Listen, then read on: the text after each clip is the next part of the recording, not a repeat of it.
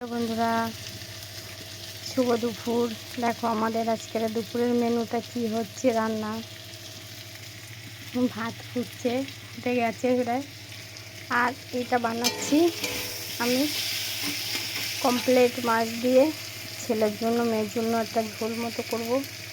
খুব পাতলাও না, খুব গাঢ়ও না, ঝোল বানাবো এটা আদা জিরে বাটা দিয়ে। আর আমাদের জন্য বানাবো, দেখো লোটে মাছ কেটে রেখে দিয়েছি। লোটে মাছের ঝাল বানাবো। এটা ছেলের আর মেয়ের মাছ। এটা আমাদের সব কিছু রেডি করাই আছে। আলুটা ভেজে নামিয়ে রেখে দিয়েছি এই মাছটার জন্য, লোটে মাছটার জন্য। সব মশলা রেডি করে রেখেছি, টমেটো কুচিয়ে রেখেছি। আর এটাই সব রকম মশলা একটুখানি ভিজিয়ে রেখে দিয়েছি।